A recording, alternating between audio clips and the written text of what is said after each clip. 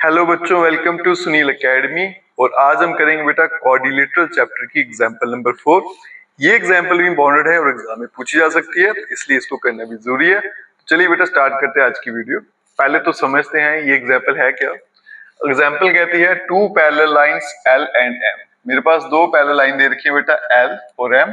ये एक ट्रांसवर्सल है जो इसको कट कर रही है, ठीक है। अब जितने भी एंगल बन रहे हैं 1, 2, 3 और 4, ये लाइंस जो है इन एंगल्स की क्या है, बाइसेक्टर्स है, ठीक है।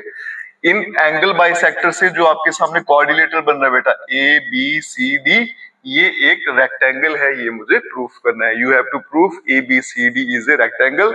रेक्टेंगल प्रूफ करने से पहले मुझे बताना पड़ेगा कि ये पैरेललोग्राम है, उसके बाद में एंगल 90 डिग्री, और फिर आपका सॉल्व हो जाएगा। तो चलिए बेटा स्टार्ट करें। मैंने गिवन लिख दिया है, टू प्रूफ लिख दिया, प्रूफ पे चलते हैं सीधा।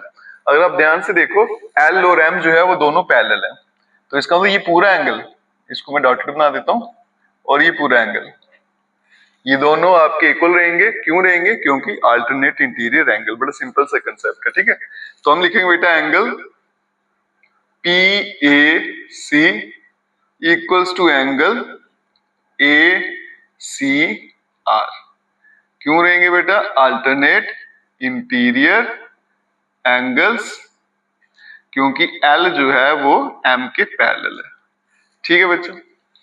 अब ये दोनों बड़े बड़े एंगल बराबर हैं, तो इनके हाफ भी फिर इक्वल होंगे। इसका मतलब half of angle PAC equals to half angle ACR।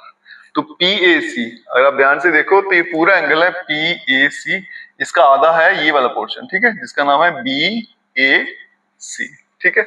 तो आएगा बेटा एंगल BAC इक्वल्स टू, इसी तरह से ACR का हाफ जो है ये वाली रेड लाइन है, तो ये क्या है ACD, एंगल ACD, ठीक है जी।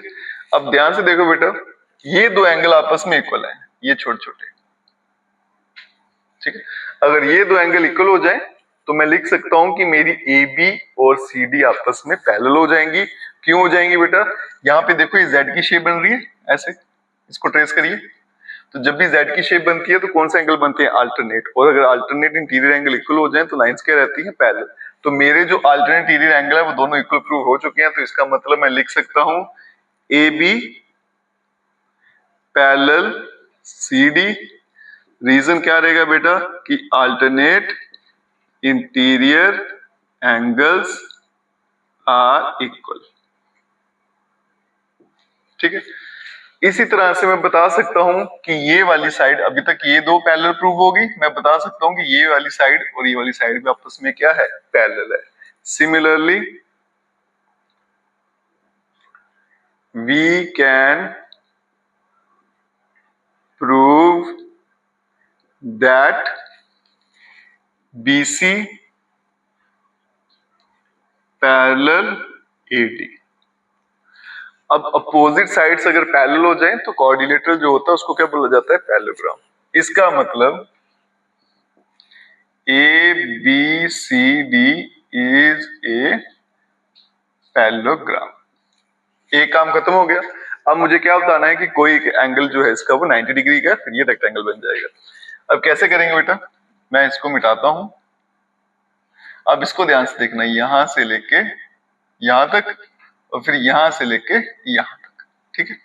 ये दोनों जो एंगल बन रहे हैं बेटा, इन दोनों को अगर ऐड करूंगा तो मैं लिख सकता हूं 180 के बराबर। क्यों?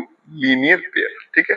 तो एंगल PAC प्लस एंगल दूसरा आ गया आपका SAC 180 के बराबर, रीजन लीनियर पेयर, ठीक है जी।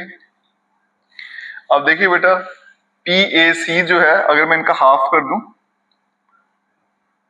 2 से डिवाइड कर दूं अगर मैं सबको, 1/2 एंगल SAC, इसको भी 2 से डिवाइड कर देता हूं।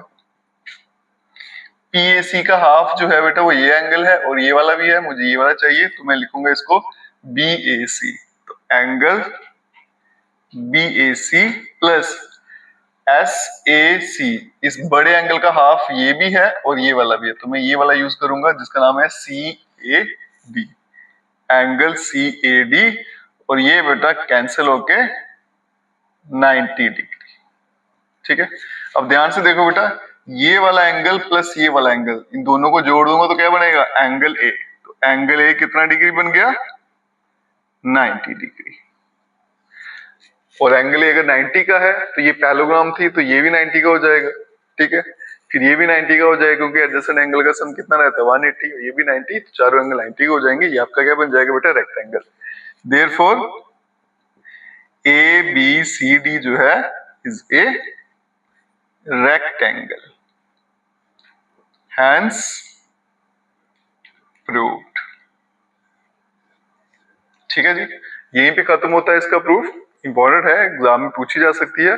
अगर मुझे लगे कोई और एग्जांपल आपको करवानी है तो वो भी करवा दूंगा। फिर उसके बाद चलेंगे बेटा हम नेक्स्ट चैप्टर, जिसका नाम है सर्कल। और वीडियो अच्छी लगी हो तो खूब सारा शेयर करिएगा, चैनल को लाइक सब्सक्राइब शेयर कमेंट करना जरूर ना भूलें। बेस्ट।